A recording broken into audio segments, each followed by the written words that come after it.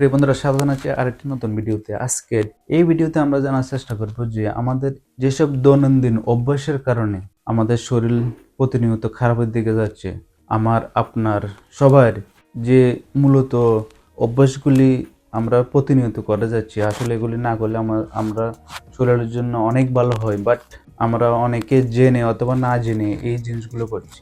আজকের এই ভিডিওতে আমরা জানার চেষ্টা করব যে যেসব অভ্যাসগুলি করার ফলে আমরা প্রতিনিয়ত খারাপের দিকে যাচ্ছি অথবা আমাদের স্বাস্থ্য খারাপ হচ্ছে। আমি সাহায্য নেব অবশ্যই সেই সায়েন্স অথবা রিসার্চ দিয়ে কি বলে এইসব জিনিসকে, এবং কি কি অভ্যাসগুলো আমাদের এড়িয়ে চলা উচিত সেটাই জানার চেষ্টা করব আজকের এই ভিডিওতে।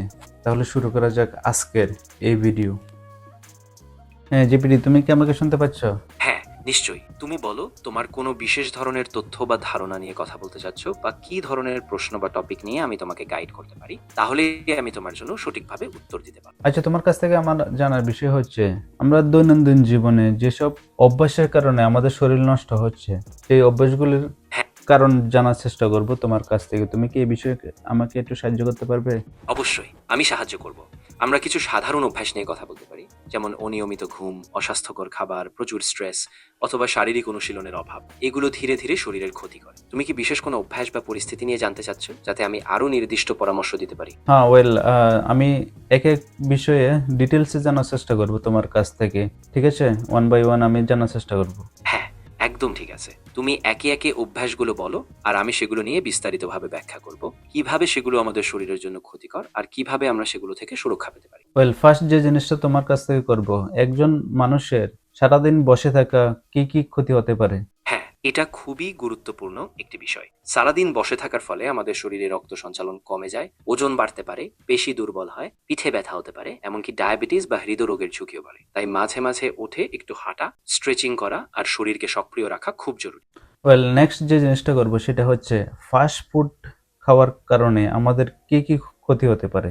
হ্যাঁ, ঠিক আছে। অস্বাস্থ্যকর খাবার খাওয়ার ফলে ওজন বাড়তে পারে, কোলেস্টেরল ও রক্তচাপ বাড়তে পারে, টাইপ 2 ডায়াবেটিসের ঝুঁকি বাড়ে, হজমের সমস্যা হয়, আর দীর্ঘমেয়াদে হৃদরোগের সম্ভাবনাও বাড়ে। তাই ব্যালেন্সড আর পুষ্টিকর খাবার বেছে নেওয়া খুব জরুরি। নেক্সট যে জিনিসটা বলবো তোমাকে সেটা হচ্ছে আমাদের প্রায় সবার অভ্যাস থেকে ধূমপান করা। ধূমপান করার কারণে কি কি মারাত্মক ক্ষতি হতে পারে আমাদের এই শরীরে?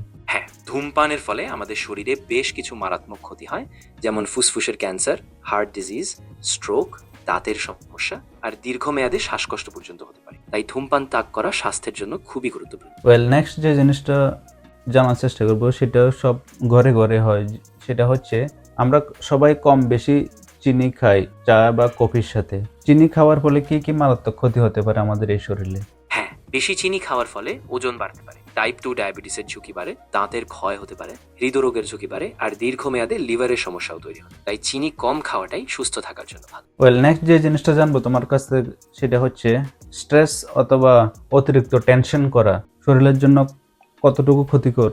হ্যাঁ, স্ট্রেস বা অতিরিক্ত চাপ আমাদের শরীরে অনেক ক্ষতি করে। এটা মাথা ব্যথা, অনিদ্রা, হজমের সমস্যা, ইমিউন সিস্টেম দুর্বল করা, এমনকি হৃদরোগের ঝুঁকি বাড়াতে পারে। তাই নিয়মিত রিল্যাক্সেশন, ধ্যান আর ব্যায়াম করা খুব জরুরি, যাতে স্ট্রেস নিয়ন্ত্রণে রাখা যায়। লাস্ট যে জিনিসটা তোমার কাছ থেকে জানবো সেটা হচ্ছে অল্প ঘুম অথবা লেট নাইট ঘুমানোর ফলে আমাদের শরীরে কি কি ক্ষতি হতে পারে? হ্যাঁ, দেরি করে ঘুমানোর ফলে শরীরে হরমোনের ভারসাম্য বিঘ্নিত হতে পারে, মনোযোগ কমে যায়, মস্তিষ্কের কার্যকারিতা কমে, ইমিউনিটি দুর্বল হয়, আর দীর্ঘমেয়াদে হৃদরোগ, ডায়াবেটিস এমনকি ওজন বাড়ার ঝুঁকি বাড়ে। তাই পর্যাপ্ত আর নিয়মিত ঘুমানো খুব জরুরি। তুমি ভালোই ব্যাখ্যা করলে সবকিছু একে একে। এখন এই জিনিসটা বলো যে এসব অস্বাস্থ্যকর অভ্যাস থেকে বেঁচে থাকার জন্য অথবা দূর করার জন্য কি কি করা উচিত? হ্যাঁ, নিশ্চয়ই। এগুলো থেকে বাঁচার জন্য প্রথমে একটা রুটিন তৈরি করা জরুরি, যাতে প্রতিদিন ঠিক সময় ঘুমানো, স্বাস্থ্যকর খাবার, নিয়মিত ব্যায়াম আর স্ট্রেস কমানোর কৌশলগুলো থাকে। এছাড়া মোবাইল বা ইলেকট্রনিক ডিভাইস কম ব্যবহার করা এবং প্রয়োজন হলে প্রফেশনাল কাউন্সেলিং বা মেডিকেল সাহায্য নেওয়াও ভালো। প্রিয় বন্ধুরা, ইতিমধ্যে আমরা যা জেনেছি সেটা হচ্ছে যে অস্বাস্থ্যকর অভ্যাসগুলি আমরা যদি ছেড়ে দিতে পারি অথবা এই অস্বাস্থ্যকর অভ্যাসের কারণে আমাদের কি কি মারাত্মক ক্ষতি হতে চলেছে সেটাই জানার চেষ্টা করলাম আজকের এই ভিডিওতে। আমরা যদি এই ছোট ছোট জিনিসগুলো ফলো করি তাহলে এসব মারাত্মক রোগ থেকে প্রতিরোধ করতে পারি। আমার এই ভিডিওগুলো বেশি বেশি শেয়ার করার চেষ্টা করবেন এবং বেশি মানুষের কাছে পৌঁছানোর চেষ্টা করবেন, যাতে একটু অ্যাওয়ারনেস বাড়ে, সবাই একটু জানতে পারে। সেটাই আমি এই ভিডিওগুলোর দ্বারা করার চেষ্টা করতেছি। সবাই ভালো থাকবেন, সুস্থ থাকবেন, দেখা হবে নেক্সট ভিডিওতে।